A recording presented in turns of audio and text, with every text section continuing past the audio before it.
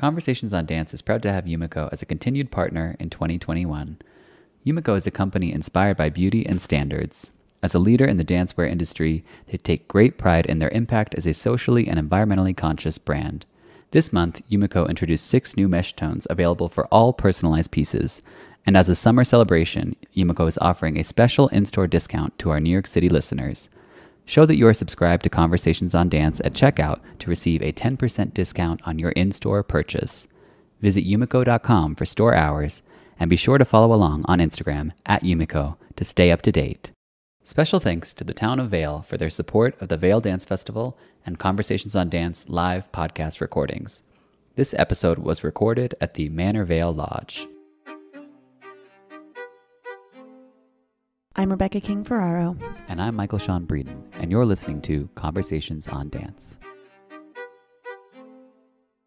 Today we are joined by Gretchen Smith from the 2021 Vail Dance Festival earlier this month.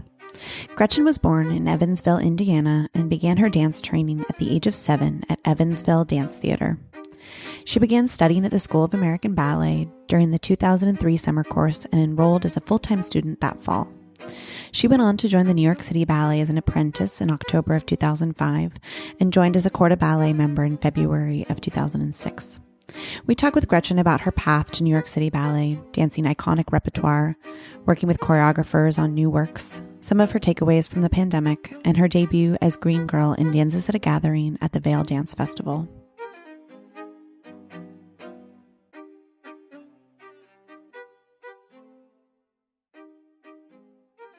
Gretchen, thank you so much for joining us today. Thank you. You are our first in-person recorded interview since the pandemic started. Oh, so this is so lovely to just have honor. a person sitting across from us.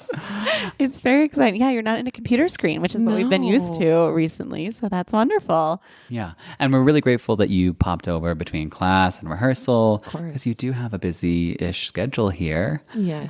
You made your premiere in the Green Girl and Dances at a Gathering last night, which we definitely want to get to. Okay. But since this is your first time on the podcast, we need to start at the beginning like with everyone. Mm-hmm. How did you first become interested in dance?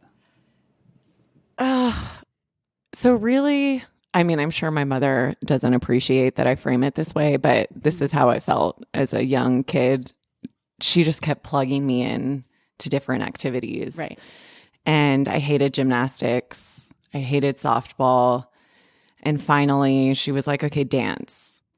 And ballet just always seemed to stick it out, like above track, above swimming, all of those things. And I remember my first class with my first teacher, Adelie, and I definitely have to say, like, would not be here without her. Mm-hmm. You know, it's like Dolly Dinkle School in Evansville, Indiana, behind the country club in like a huge, like, old factory. And Evansville Dance Theatre is actually no longer in existence, which is very sad. Mm-hmm. But while I was there, Patrick Hinson, who actually used to dance with New York City Ballet for like a very brief moment, was the one who guided me to audition for SAB. And I went to Bloomington, and Susie Pilar taught the audition. And she gave reverence at the end of class. And I was like, what is this? Because I was learning Vaganova up until like Patrick came, which it was like a very soft version of balancing technique. And I just remember Susie, all pink, you know, pink unitard, pink point skirt, pink sweater, point shoes, and her just doing that beautiful reverence, knees together, so deep. And she was like, more. I didn't go to SAB that summer. I ended up going to San Francisco. And then the next year rolled around. Susie was at my audition again, and she walked up to me and she said, you didn't come to SAB. Where were you? And I said, I'm coming this year. And she like, you better. She was like, you have a full scholarship. I'm telling you right now. And she was like, you need to come. And that was it ever since. After San Francisco, did you go back to Evansville? Mm-hmm. So would you say that you weren't really getting like a lot of very serious training until you went to SAB, or? Yes. However, with that being said, I look back on it now and I feel that nothing compares to SAB, obviously. Right. Like when you're essentially going to boarding school for our passion, there's no replacement or anything comparable to. But during this pandemic, I found myself reflecting, as we all did, like on our journeys and how we even got here. Because for the first time ever, I was like, wow, we have such a cool career, but it is really seriously so bizarre that this is what we do. And now we don't have it. So how did I get here? Who am I without it? Like really without it. Right. And one thing that I found myself like continuing to go back to is that I'm really, really grateful for the structure that Evansville Dance Theatre gave to me. Like incredibly grateful.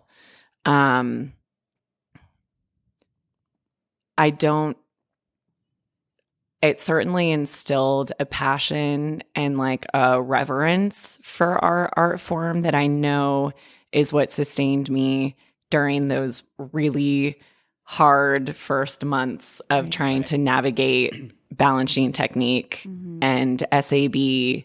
And I really didn't know much about New York City Ballet, like at all. Right. And I didn't know, I probably even shouldn't even, like, I really probably shouldn't share this, but it's a funny, so during the summer course, we were taking class, Susie was teaching, and this man walked in, and all of a sudden, all of the girls in the class were just like, you could feel the energy shift, and everyone was just like a little bit like more stiff and like really aware and like deer eyes, and I was like, what is happening? And Hannah, who you know, she was my roommate during the summer course. We became like sisters and we returned for the year-round program together, room together, and we always stood next to each other at the bar. Yeah. And I like looked at Hannah. This guy finally left and it was just like, everything settled. And I looked at Hannah and I was like, what's going on? Like, why are people freaking out? And Hannah was like, that was Peter Martin's. And I was like, I don't know. I didn't know. I didn't know. No, that might be for the best in some ways. Yeah, totally. You can't panic that way. Yeah. If you're prone to panic. That's true. Or were you Are you a person that's like, everyone else is panicking, I'm panicking, then I'm not panicking?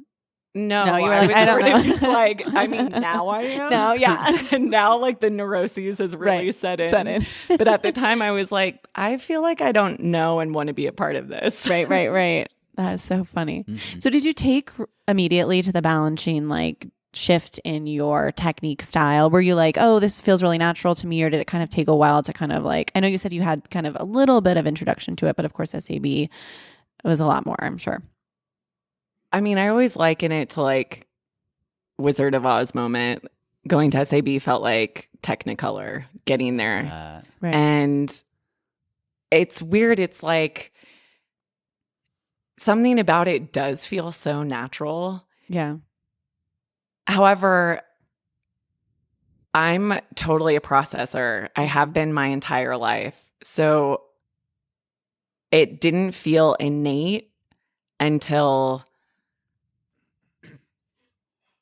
maybe the middle of our first year. And even still, I struggled. But I remember when things started clicking after like the first couple of months. Right. But the thing that did feel natural and that made sense to me, especially I really took to Susie's class because everything that she likens balancing technique to, you know, pouncing like a cat, like all of these horse, you know, when pas de cheval, horse. Yeah. Right. It's like all of those things made sense. And the athleticism of the movement, that's really what clicked for me, even though I didn't quite technically understand what I was doing. But that, it was like thrilling. And I don't know too if part of my interest and love for it that happened really quickly was the learning curve of it. Right. Sure.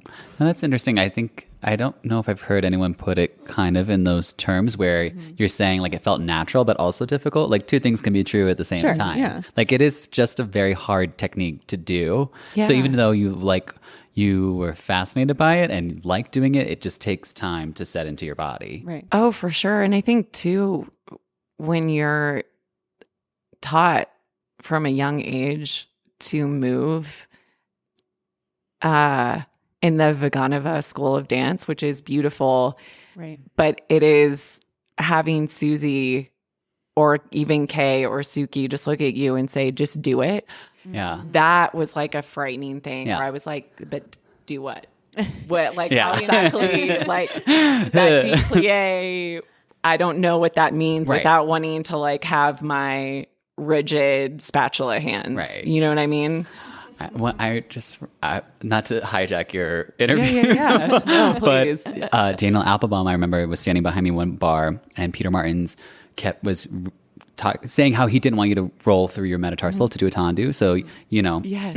we can't show in our podcast. But typically when you're doing a tendu, in the balancing technique, you hold your arch so you're not breaking through your metatarsals. You're not massaging, quote unquote, the floor. You wouldn't really do a lot of ball of the foot on the floor. But in the Russian style, you're always going to do that. Right. And I didn't understand. And Peter kept being like, no, do again. No. And then Daniel, I'd like turn and look at Daniel. He goes, kinch your foot. Like, Kinch your- yeah, blank yeah. foot. Yeah. Like, two Yeah, in my yeah. eyes. And I was just like, okay. But I didn't understand. Like, to me, I was just like, that, I don't know. That couldn't, you can't imagine what that possibility is. You've never done it. And you're just like, surely he doesn't mean this thing that is the antithesis of my thing. Of what I was taught. Yeah. Yeah, Yeah. absolutely. But I think that's the other thing too, is like, now when someone asks us to roll through our feet, like when we have guest teachers at City Ballet, I'm like, what? I was always one of those, like, if someone like told us to turn from a squat, I just wouldn't do it. I was just like, I'm not here for that. Like, like in choreography, whatever you want, but like in class, I don't need to be doing that. I don't need to be practicing that. You know? Also, though, to your point, I remember the first class where we were taught the balancing fourth and That's turning. always the hardest.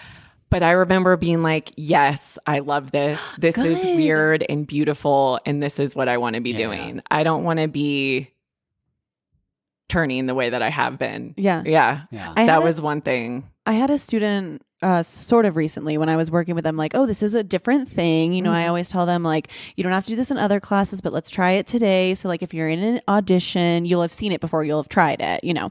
And so this one girl, like, I was trying to explain, like, because you're more forward, you're already there where you need to be. And, like, to me, it makes more sense. And this one girl just did, like, 4 pirouettes. And she's like, oh, my God, it makes so much sense. That's perfect. Yeah. I love it. And I was like, I got so excited because there's a lot of physics to it also. Like, all of these things, you know. Yeah. Definitely. Yeah. That's cool. I like that. So at what point, so you came in not knowing much about New York City Ballet or the style or technique. At what point was there a shift where you became aware of the company and sort of made that a goal in your mind? It was pretty initial in the summer program. And it wasn't, I can't even say, this is another thing that I've been reflecting on that I find kind of bizarre is that I never, and this is not like a woe is me thing or any of that kind of stuff, but because I come from middle America, Evansville, Indiana, where the arts is like, sadly not much. Right. It never even occurred to me, even when I was at SAB, that this was a life I could have. Right. Like, that was never something that ever felt like a reality. So what were you thinking when you went away to school at SAB? Were you just thinking like, oh, this will be fun? Summer kind of? camp. Yeah. No, I knew that I did not belong in Evansville. Like, Right. that was very clear to me from a young age. I was a loner. I loved ballet. It never bothered me that I couldn't go to like football games or the prom or any of these things. I mean, I had a wonderful group of friends, but I never really felt like I fit in anywhere. And when I got to SAB, that's when I was like, if I don't come here, I know I'm going to regret this for the rest of my life. Right. And this is where I want to be, no matter how difficult it is. When I saw City Ballet perform Midsummer for the first time, watching the Lovers, I was like, I want to do that. And just being in that stage. And even though we were way up in the nosebleeds, and I remember Hannah being so upset because it was like one of her favorite ballets, and she like broke it, I think, on her like VHS. She had a VHS of it and broke it because she watched it so many times. Remember that? But that's when I really was like, it did click momentarily where I was like, oh, this is a life that's possible. But I really, until Peter offered me an apprenticeship and I just like crumbled to the ground, that was like the moment when I was like, oh my gosh, this is it. Like, this is what I'm doing with my life. I didn't even connect the dots. It's just like the passion of it just kind of like led me there. Right. That's so cool. Which I'm glad I didn't really put 2 and 2 together for a while, because I think I would have like totally freaked helped myself with the pressure. out. Yeah. Now, just really quickly, since we're talking about Midsummer, what have you danced in Midsummer since then? Oh, Fairies, Divertissement. The Divertissement. I love Divertissement. Yeah. And always the Hounds as an apprentice. Yeah. But see, you've done parts in it now, and so it's a cool full circle with that. I like it. I think I might be able to imagine the answer to this, but this is since I was present for this. Now I'm just thinking there was a moment my last year when you were doing great parts in workshop, and for whatever reason, whatever needs there were in the company, like, you know, of course, your kids, and you always speculate who's going to get in the company. And that year, they only took 2 very tall girls, and one of whom only did a core part the whole workshop. So very rare thing. So people like Gretchen, who like were presumed to get an apprenticeship, had to wait until a little bit later. Was you're saying, since you're saying like I was kind of distracted or I didn't really believe it until it happened, was that moment, like when you look back, was that disappointing, or were you just kind of like, okay, I'm back? It's not like you were still young. It was disappointing, but I remember feeling like very aware that I was weak. I knew that I was weak, and I knew that there were specific people in my class who were stronger than I was. So that like never felt like a...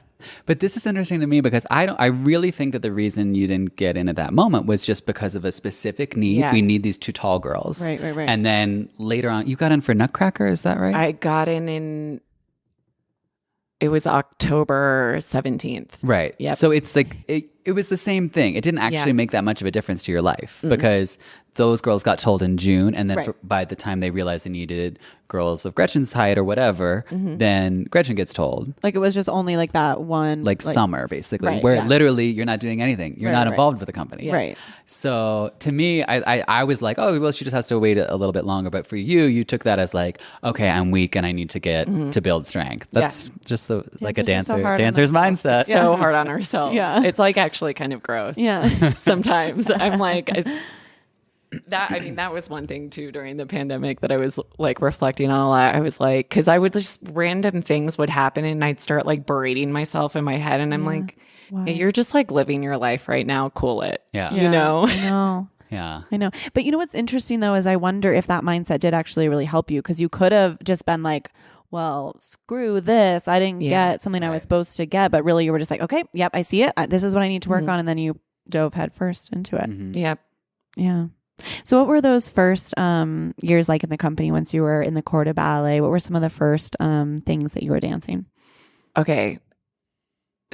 I actually don't remember everything because you dance so much. So they took me on my own in October. Then like mid-November or early December, maybe even, they took Katie Morgan and Janelle Manzi because girls started dropping like flies. Janelle and I had I think at the time we were doing nine ballets. 9 was the rule. Then. By February 14th on Valentine's Day, Janelle and I had gotten thrown into 9 ballets. Wow. And I can't even remember if Nutcracker counted at the time. Right. But I remember dancing ballet, and that was one of my first. Love Meryl. Oh my gosh, she scared the bejesus out of me. But I love that ballet. Yeah. I'll never forget that first moment of the curtain going up in that ballet too. Oh, that's a scary one too, because you're already like in a pose and everything. But also just that music. That music is so beautiful, and how it just like fills the auditorium. We got thrown into ballet, symphony in C. I got thrown into third movement. Four T's. How many of these ballets would you guess were being thrown on rather than being cast as an apprentice? Oh, the majority. Most of them. Yeah. That's what I thought. Concerto Barocco I got thrown into. Whoa. That young. What? Yeah. That's wild. So just for the... It may not have been at the beginning of the year, but later on that year, because Savannah went out. So the audience knows that Barocco is one of the last things you get into as a quarter ballet member. Yeah. Because it's like a really very, very special ballet. You are on stage the entire time. You don't leave. And you do a lot of things that the principals do. And it's for really 19 minutes. Yeah. Oh, it's the best. It's one of the most like incredible. Yeah. So one thing we talk about a lot is kind of like the pressures that you feel when you're younger versus as you get a little bit older in your career. So at that time I know like I did square dance when I was really young. I didn't know what that meant. Like I had no, I was like, oh, I'm just doing this ballet. Like I knew it was really, really hard, but I didn't really get the full weight. I'm going to die at the end of it. Right. I didn't like understand the full weight. And then like when I did it later in my career, I was just like, I'm like so neurotic. I couldn't. So I wonder, and Barocco is a similar ballet, though I think much more fun. But anyway, so I wonder like, what was that like for you then? And then how do you approach it now? Does it feel like a different kind of pressure? Or? So I barely remember that show. I bet. And what happened is Savannah went out during the complete. I was in another rehearsal upstairs in our main hall. Rosemary came up, pointed at me, wiggled her little finger. I walked over and I knew. I was like, you need me for Barocco? And she said, yes. And she said, you guys had one rehearsal where you learned it. Do you remember it? And I looked at her and I said, I'm getting bad chills. I said, I think so. And Rosie, classic Rosie, I love her so much. She was walking in front of me and she turned around and she said, you think so? She goes, well, we'll see. And I went down and the Susu lunge in second movement went straight in. I like walked on stage in time for Susu lunge. You walked on stage, not in a rehearsal. No, it was in a rehearsal. It was a complete. A complete on stage. Okay. Complete on stage. And it went fine. And Rosemary was like, good, you remember it. You're on tonight. But you didn't get a chance to do the first movement. No. Like so we had like a quickie. Yeah. We had a really super quickie rehearsal in the practice room. Didn't even do it full out because there wasn't time. Right. And the thing is thank God that was at the tail end of my throw on experiences, because up until that moment, I was just learning and doing, right? Because that's what was required, right? And something about Barocco feels so right, even though it's so difficult. The thing is like even when you're wanting to just like die and go into the fetal position on the floor, the way the music and the steps carry you, I feel so good. That was one of the ones that made me feel the least nervous. Like I remember that performance and doing it for the first time and knowing I was going to like die, but also being like, no, this is one of those specific ballets that feels right in my bones. Yes. Yeah. So I know that I don't have to worry. Getting older, it's more like, okay, so like I know these are my pains and I know I'm going to feel them during the show and I may or may not freak out. Right. You know what I mean? Like when my left calf starts to like do its like funny twinging thing, I know I'm probably going to like go off on some like little crazy mental. Sure. Going to take you out of the for a sec. But with that being said, as both of you know, when you continue to revisit something in your career, which I think I feel like we all kind of go through these ups and downs where we're like, oh, I keep doing the same thing. I keep doing the same thing. This is so frustrating. And then you have a breakthrough at one moment and you're like, oh, wait, this is actually a luxury because I have the knowledge to go through this piece and actually enjoy it. Right. And know the moments that need less physical output. And so I don't know. I mean, it's kind of how I feel about Barocco now. Also, I'm just like, I love that pain at the end of that ballet. Oh, I know. That, like right at the end when you go down, it feels so good. And your feet like don't point, you know, it's like there's something like so satisfying about just like finale stuff. Yeah. Yeah. Yeah. So to me right now, and I'm sure to the staff and audience, like you are one of those pivotal core members that are relied upon. You're constantly put into like all 3 ballets in a night. Everyone knows that you're intelligent and quick and a great dancer. So, you know, those things, how long did that take to kind of like coalesce so that you became that dependable core member that every company needs? Oh, that's very nice. So is that like, was that like, do you think the Barocco moment was kind of like maybe that? part Yeah, of that I was going to path? ask literally the same question because of that. Yeah. Yeah. But I think all of getting thrown into all of those ballets right away, I believe that Rosemary honed that. I know that that's a really hard question because the thing is like that all feels like very complimentary and I'm like, no. No, but you know, like you know that how important you are, like those senior core members that can do everything and just like have that the muscle memory. Right. Yeah. And no, I feel that. Yeah. I attribute all of that to Rosemary. I really do. Because I didn't know enough when I got into the company about any of these ballets, and to get to learn so many within those first few months and learn them from her in a room, oftentimes just by myself, offered me, I think, the light to know the immense respect that I have for her and the ballets and for the entire corps. Right. And I think it just all stems from that. I mean, I don't know. I also just love learning things. Like I'm very fascinated with learning new material, even when it's frustrating or doesn't make sense. That's like my favorite. The process is actually my favorite experience. So I feel that probably lends a lot to. But I don't know. I mean, I have no idea. I Like you know. don't have like it was more gradual. maybe, Yeah. But it's Like through time. yeah. Yeah. It just feels I don't know. It just feels natural, I guess. I do want to say that this is something I tell my students a lot, is that I think that the intelligence and like the ability to learn quickly can make you so valuable to a company. Well, and so this is one thing that never left me, that my teacher, Adelie, it was like one of the first things she said to me when I was 11, when she looked at me and she was like, you're going to be a professional dancer. That's in the cards for you. It's just whether you want it or not. Right.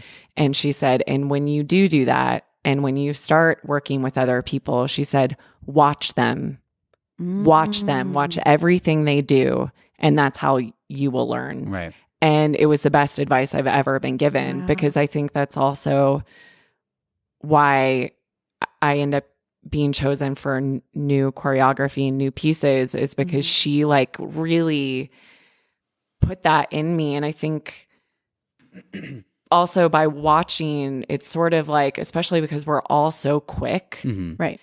you start emulating what you're seeing, even if we don't necessarily know what we're doing with our bodies. And I think that's the thing, is that it's like by watching, you can mimic until you know it. Right. And you can fake it a little bit until it's yours. Fake it till you make it. This, I love this. We're getting a theme going here. I like because it. we talked to Calvin earlier this morning, Calvin Royal, and he was saying how that was such an important part of how he got opportunity initially. And I've already brought up Susie Pilar, Yeah. and Susie Pilar was an original Dances at a Gathering understudy. She and Gelsey were the only ones that kind of just learned all the parts. And she said that the reason she got to learn it was because Jerry, I think he even told her, he was like, you look at something and then you copy it perfectly. Like, what a valuable thing that is, you know. Yep. Dances is how old now? 50 plus years old. Yeah. And it's the same thing today. You still have to be able to see someone and put it on your body like that. And that goes with like it all comes together, right? Because some people have like a very natural, like speaking for me, like I didn't have that natural stuff. So, you know, so it's like if you can see and try to copy and learn and put it on your body, there's a process involved, but that ability is so essential. So that leads me to my next question is, are you going to set ballet someday? Is that something that you would like to do? It seems you have the mind for it. I would love to. Yeah. Yeah, I would love to. I think I might know someone who might be needing more people. Oh, yeah? Great. I think you know them too. Yeah. But maybe not. Our world is so big. Well, I would love that. So I wanted to now go back to something you mentioned. You do work with a lot of new choreographers, and I think this is pretty cool because it happened after you've already become like a fully realized important member of the Court of Ballet. So Justin Peck became a choreographer of like almost immediate prominence. And I think it was 2013. But at that point, you've already been in the company for 7 years. Is that right? Something like that? Yeah. Long enough to, like at this 7 point, years. you are Yeah. a full-fledged, Yeah. important Court of Ballet member. Core member, yeah. And then you start getting to do these things that then take your career to the next level under Justin. And then you originated a role in Pictures at an Exhibition, Alexia Romansky's, I call it a masterpiece because I think it is. You heard it here first. Which No, is I'm sure. Call it which is going tonight rather, in Vail. But what's that like? Kind of halfway through your career, you get this shift, but like something that feeds a wholly different side of you artistically. Like a dream come true without being like too cheesy, but it's true. I mean, the other thing is too, I feel incredibly grateful that Justin even uses me as much as he does for the reasons that we met when we were 15 in San Francisco. We've known each other for such a long time. And the way that he has taught us all expansion and in a very specific coordination for the Justin Peck technique, I think has made us all better dancers in the end. And he's dancing. Justin's ballets are thrilling. They're absolutely thrilling. And then, of course, to like be in a studio with Alexi one-on-one, well, really it was with Adrian. That's a memory that I'll never forget. That first rehearsal for our pas de deux, which is like a very unorthodox, no pun intended, that process. And I don't know, I feel that New York City Ballet we're so lucky because we do have so many opportunities, and I feel that they always are in service to one another between the Balanchine technique and dancing these new works. And again, it's exciting to push yourself in a completely new way, because I think too, so much of New York City Ballet is the legacy between Balanchine and Robbins and all of these incredible, incredible dancers who have gone before you. And then you get these opportunities to make these roles your own right away without any sort of Blueprint umbrella. Right. And so that also, I think sometimes that makes us all wild out a little bit when we get to new ballets, because it's sort of like, okay, I'm like free from this beautiful legacy that I want to uphold, but that also is kind of a scary thing to like carry on your shoulders when you're dancing Balanchine. So true, yeah. Which now we can talk about that beautiful legacy. You had a big debut last night in the Green Girl Dance at a Gathering. I mean, that's made on Violette Verdi. Doesn't get any more iconic or I guess probably intimidating than that. I mean, here's the thing that I'm like sort of ashamed to say. I had never watched the video of her doing it. Might be for the best, though. It's probably Well, okay. Yeah. no, Was that so a I conscious finally, decision? I finally watched it in the middle of the process hard to of find, Christine. too. So yeah, we're giving you some credit. Thank you. No, Christine was like, you know what? I want to wait. She was like, I want to wait until you find the essence of who she is, and then we'll watch Violette. And jaw on the floor after watching Violette do that. I've never seen anything like that in my entire life. So earthy, so natural, so beautiful, so lighthearted, and it's just perfect in what it is. How much did you take from that? thrilling. Like, how did you kind of take some things? Because, well, you're also saying you want to keep it your own, of course, too. But how did you kind of find inspiration from that? I mean, I wanted to just take an essence of her, but there is no way that you can recreate that. I mean, no way. She definitely, I feel like her spirit definitely informed how I wanted to approach it. And I definitely took some things away from her, and we ended up going back to her original version for a couple of the moments, which felt really special. And I loved that JP was like, you know what, I want you to do Violette's version for this. That's funny, because I was actually wondering if there were a few moments that I wondered if were different. Oh, Yeah. Interesting. Yeah, he was like, I want you to do Violette's version. Cool. Something that to me is really interesting about the part is that the second solo was made for Allegra. So the ballet now has this kind of form that it's pretty much sticking to now, it seems to be. But it was a lot more, people did lots of different things. Like Susie, I think when she did Blue, I'm pretty sure, I hope I'm not lying, Susie, that she did the first yellow solo. Green has also done Wind Waltz. Yellow has done Wind Waltz. So when you're trying to make your like character, that's in quotations because you're not a character, you're yourself, but they do have a certain individual flavor. You have your two big solos, and one is this very specific Lady of the Manor Violette moment, and the other is like, you know, a little bit like kooky Allegra. How do you find the through line in both of those? That's a good question. I feel that for me, the through line was the confidence of the character. Or whoever she is she is unabashedly herself through both of those solos. And the second solo, she's a little off her rocker. But, you know, she's like a little out of touch. Right. And, but she embraces that in herself. And I feel that I love the juxtaposition of them though, because the first is so grounded. You never go on point.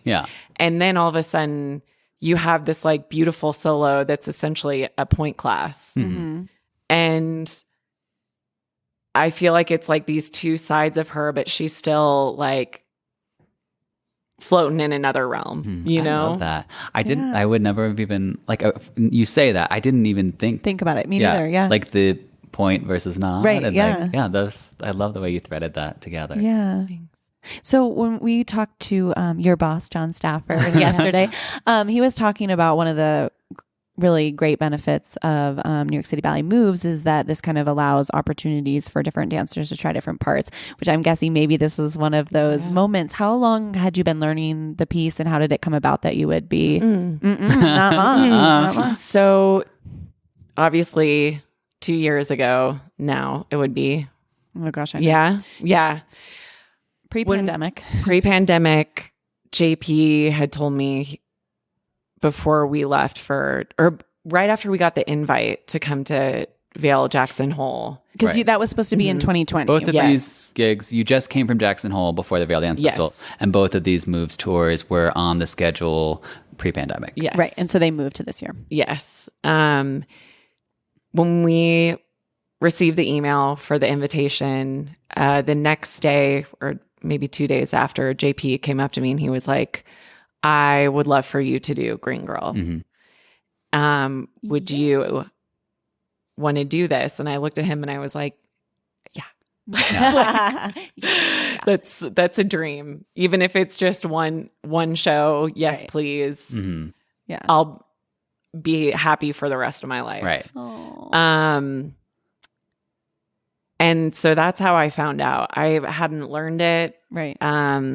But it was just there in your mind. Yes, but it was there in my mind. So yeah, actually when the pandemic hit, I was like, okay, no dances. And then when it rolled around and we were told that this would happen again, I was even wondering, I was like, I wonder if I'll still get to do dances. Do they remember they said that? Yeah. Exactly. No, it really was. Well, you never know. Yeah. Okay, so this is interesting. I don't mean to interrupt your thought process, but it's making me think, obviously Rebecca and I were retired, so we didn't have to deal with this mental garbage.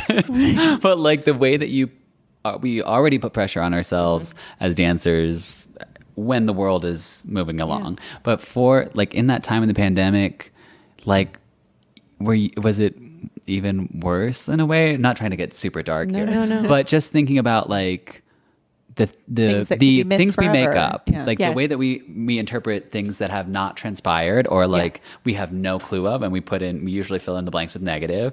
So you're just like on your sofa last November and you hear like, oh, this is still gonna happen. Like, well, maybe they'll take me out, even though at this point, why would they take you out? They haven't seen any of you dance. Right. I know. Like, why are we so crazy? I know, we're so crazy. It's so true. But I get it. That's like everyone would be having I would have that done that, of course. Of course. I would have done tenfold. I would have been like on fire. Everything's burning down. Yeah. It's actually so true, though. Yeah. I mean. So how did you find out they remembered?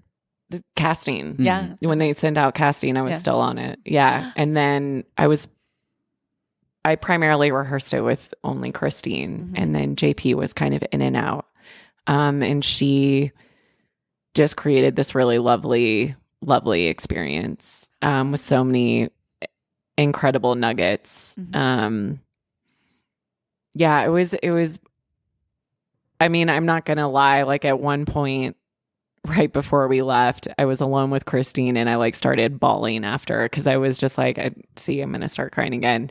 It was so lovely to come back to that and have that be this really gracious studio experience and remembering that because we are crazy and we're so hard on ourselves, remembering that it's such a beautiful process to learn something and to make it your own and to share it and to learn from someone else at the front of the room who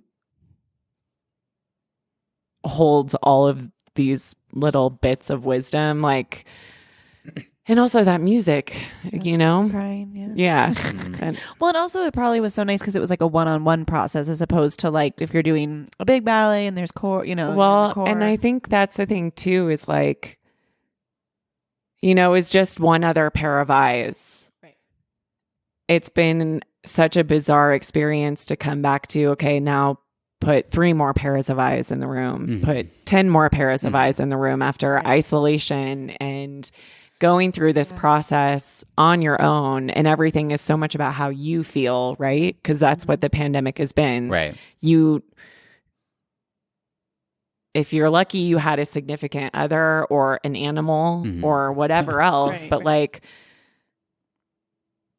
I'm a very solitary person, but I will never forget that isolation and being alone, like alone, no one. Right. And the way dance became an outlet in that way, and, you know, like 400 square foot studio, like how navigating dance in that way. And so I think it was another thing too to suddenly be like, oh, I can move again. Oh, yeah. You know, like and it was not cute. My body did not know what to do for like the first 3 days. And JP came in like on the 4th day and he was like, that was a lot better. And I was like, yeah, because like I know everything's back. Everything's back. Right. But like for a while, my body was like, oh, just like this little like 10 by 10 square for Marley. Yeah, that everyone was used to. So this is not your first Vail Dance Festival experience, though. You've been here before. Yes. What do you enjoy about the festival? Why is it exciting to be back? Well, first of all, it's just beautiful here. Yeah.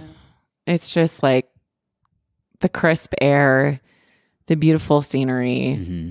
It's so peaceful, the complete antithesis. But I think also just the excitement of being with other companies in a way that we never are. There's something so refreshing and invigorating, as well as typically when you come here, you get opportunities to dance things you would never dance before. Right. And, you know, if I hadn't have come to dance with Pam Tanowitz, I would have never made that friendship or connection or mentorship.